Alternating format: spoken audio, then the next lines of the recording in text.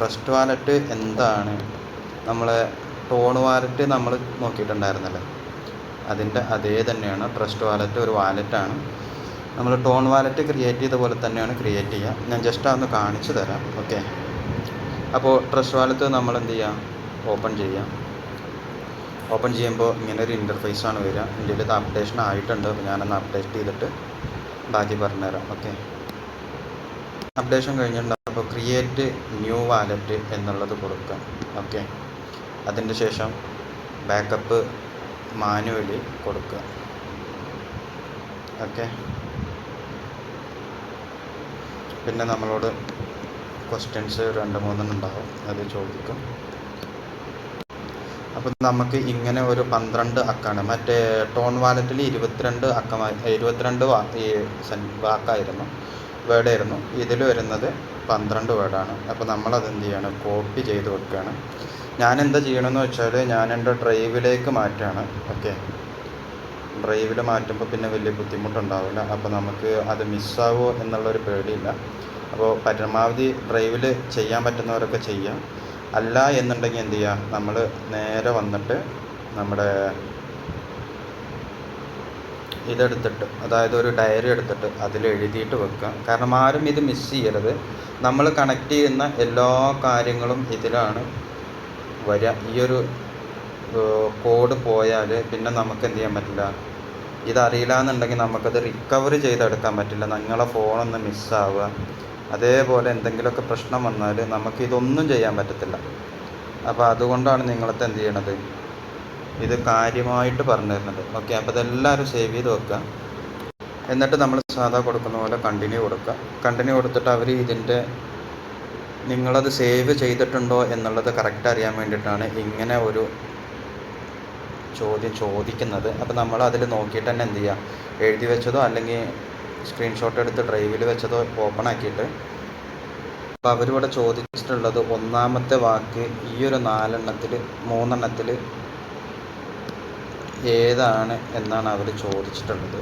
അപ്പോൾ നമ്മളിതിൽ ചെക്ക് ചെയ്തുമ്പോൾ എൻ്റെത് വരുന്നത് ഇതാണ്, ടെൻറ്റാണ്. അപ്പോൾ നമ്മൾ എന്ത് ചെയ്യണം, അത് നമ്മൾ മാർക്ക് ചെയ്യാണ്. രണ്ടാമത്തേൽ 4ാമത്തെ വേർഡാണ് ചോദിച്ചേക്കുന്നത്. അപ്പോൾ ഞാനത് മാർക്ക് ചെയ്യാണ്. അതേപോലെ തന്നെ പിന്നെ ചോദിച്ചിട്ടുള്ളത് 7ാമത്തെ ലെറ്ററാണ്. അത് എനിക്ക് വരുന്നത് ടോയ് ആണ്. അതേപോലെ തന്നെ വേർഡ് 10 വരുന്നത് സിമിലർ. എന്നിട്ട് കൺഫേം കൊടുക്കുക. ഇത്രേ ഉള്ളൂ വർക്ക്. പിന്നെ നമ്മളൊരു പാസ്വേഡ് അവർ ചോദിക്കുന്നുണ്ട്. അപ്പോൾ നമ്മൾ അതും കൂടെ ഒന്ന് ടൈപ്പ് ചെയ്ത് കൊടുക്കും. ഓക്കെ, അപ്പോൾ ഒരു 6 അക്ക പാസ്വേഡാണ് അവർ ചോദിക്കുക. അപ്പോൾ പാസ്വേഡ് കൊടുത്തിട്ട് കൺഫേം കൊടുക്കുക. ഇപ്പോൾ നിങ്ങൾക്ക് സ്റ്റാർട്ട് ട്രസ്റ്റി വാലറ്റ്, ഇപ്പോൾ ട്രസ്റ്റി വാലറ്റിൻ്റെത് എല്ലാം ഓപ്പണായി. ഓക്കെ, ഇനി നിങ്ങൾക്ക് ഒന്നിൽ കൂടുതൽ വാലറ്റ് ആവശ്യമുണ്ടെന്നുണ്ടെങ്കിൽ, അതായത് നമ്മൾ ഒരു പ്രൊജക്റ്റിന് 2-3 ചെയ്യുന്നുണ്ടെന്നുണ്ടെങ്കിൽ, നമ്മൾ സാധാരണ ടോൺ വാലറ്റിൽ ഇന്നലെ പറഞ്ഞ പോലെ തന്നെ മെയിൻ വാലറ്റ് എടുക്കുക. എന്നിട്ട് ഇവിടെ ഒരു ഇൻ്റർഫേസ് ഉണ്ട്, അതായത് ഒരു പ്ലസ് കിടക്കുന്നുണ്ട്. ആ പ്ലസ്സിൽ പ്രസ് ചെയ്താൽ നിങ്ങൾക്ക് അതേപോലെ തന്നെ ഇപ്പോൾ ഒരു വാലറ്റ് ഉണ്ടാക്കില്ല, അതേപോലത്തെ ക്രിയേറ്റ് ന്യൂ വാലറ്റ് കൊടുത്തിട്ട് സാധാ ഒന്ന് വരും. അപ്പോൾ ഇങ്ങനെ മാറി മാറി കൊടുക്കാൻ പറ്റും. അപ്പോൾ ഞാൻ ഇത് അറിയാൻ വേണ്ടിയിട്ട്, കാരണം കുറേ വാലറ്റുകളുണ്ട്, അപ്പോൾ അതൊന്ന് അറിയാൻ വേണ്ടിയിട്ട് പേരൊന്ന് മാറ്റിയിട്ടതാണ്. അപ്പോൾ അതൊന്ന് കറക്റ്റ് ചെയ്യായിരുന്നു. അപ്പോൾ ഇതാണ് ഒരു ട്രസ്റ്റ് വാലറ്റിൻ്റെ ഒരു വാലറ്റ് ഉണ്ടാക്കൽ. പിന്നെ അതേപോലെ തന്നെയാണ് ഇതിൽ വരുന്നൊരു കാര്യമാണ്, നമുക്ക് ആരെങ്കിലും ക്രിപ്റ്റോ അയക്കാനുണ്ട് എന്നുണ്ടെങ്കിൽ നമ്മൾ എന്ത് ചെയ്യണം, ഏത് ചെയിനാണോ നോക്കുക. അതായത് ഇതിൽ കാണിക്കുന്നത് ചെയിൻ എന്ന് പറഞ്ഞാൽ നെറ്റ്വർക്കാണ്. നമ്മൾ ഡോളർ, INR, USD ദിർഹം അങ്ങനെയൊക്കെ വരുന്നതാണ് കറൻസിയിൽ. അതേപോലെ ഒരു ചെയിനാണത്. ഇത് BTCയുടെ ആണ്. ഇത് ETH, മാറ്റിക്, BNB. ഏറ്റവും കൂടുതൽ BNBയും സോളും ഒക്കെയാണ് വരുന്നത്, ETHും. ഓക്കെ, അപ്പോൾ അത് ഏതാണെന്ന് ആ ടൈമിൽ ഞാൻ പറഞ്ഞു തരുന്നുണ്ട്. അപ്പോൾ ഇതൊക്കെയാണ് ജസ്റ്റ് ഇതിൻ്റെ വരുന്നത്. അപ്പോൾ നമുക്ക് ആരെങ്കിലും ക്രിപ്റ്റോ കറൻസി അയക്കുകയാണെന്നുണ്ടെങ്കിൽ നമ്മൾ ആദ്യം ഇതിൽ നെറ്റ്വർക്ക് ഏതാണ് എന്നുള്ളത് നമ്മൾ എന്ത് ചെയ്യണം, ചൂസ് ചെയ്യണം. BTC നെറ്റ്വർക്കാണോ, ETH ആണോ, മാറ്റിക് ആണോ, BNB ആണോ, ഇങ്ങനെ ഇനിയൊരു സോള് ഉണ്ട്, സോള് ചെയിന്. അതേപോലെ ഇതൊക്കെ ഒരു ചെയിനാണ്. അപ്പോൾ ഇതിലൊക്കെ ഏതാണോ അവരയക്കുന്ന ചെയിന് എന്ന് നോക്കിയിട്ടാണ് എന്ത് ചെയ്യേണ്ടത്, നമ്മൾ ഓരോ കാര്യങ്ങളും കറക്റ്റായിട്ട് ചെയ്യേണ്ടത്. എന്നിട്ട് ഈ റിസീവ്ഡ് അഡ്രസ്സ്, അതായത് BNBയുടെ ആണെന്നുണ്ടെങ്കിൽ ഇങ്ങനെ ഒരു ലെറ്ററാണ് വരിക, കണ്ടോ, OX തുടങ്ങിയിട്ട് ആണ് വരിക. അതേപോലെ തന്നെയാണ് BTCയുടെ ആണെങ്കിൽ വേറെയാണ് വരിക, BC അങ്ങനെ തുടങ്ങിയിട്ടാണ് വരിക. അതേപോലെ തന്നെയാണ് ETHൻ്റെയും BNBയുടെയൊക്കെ ഒരേപോലെ ആയിരിക്കും, OX വെച്ചിട്ടായിരിക്കും. അതേപോലെയാണ് നമ്മളിൽ സോള് എന്ന് വരുന്നുണ്ട്.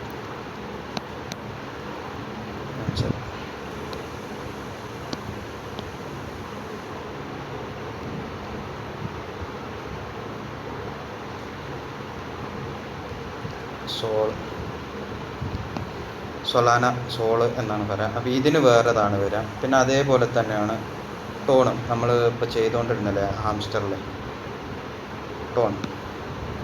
ടോണിൻ്റെത് കണ്ടോ, വേറെ ലെറ്റേഴ്സ് ആയിരിക്കും വരിക. അപ്പോൾ ഇതൊക്കെ ഇങ്ങനെ ഓരോ ചെയിൻസാണ്. അപ്പോൾ നമ്മൾ വരുന്നത് കറക്റ്റല്ല, നമ്മൾ കൊടുക്കുന്ന ചെയിൻസ് കറക്റ്റല്ല എന്നുണ്ടെങ്കിൽ നമുക്ക് ആ ടോക്കൺ കിട്ടില്ല. അതേപോലെ തന്നെ അയച്ചാളിൽ നിന്ന് അത് പോവുകയും ചെയ്യും, റിക്കവറി ചെയ്യാൻ പറ്റില്ല. അതുകൊണ്ടാണ് ഇത് ഇത്ര സ്ട്രിക്റ്റായിട്ട് ഓരോ കാര്യങ്ങളും ചെക്ക് ചെയ്തിട്ട് തന്നെ ചെയ്യണം എന്നുള്ളത് എപ്പോഴും പറയണത്.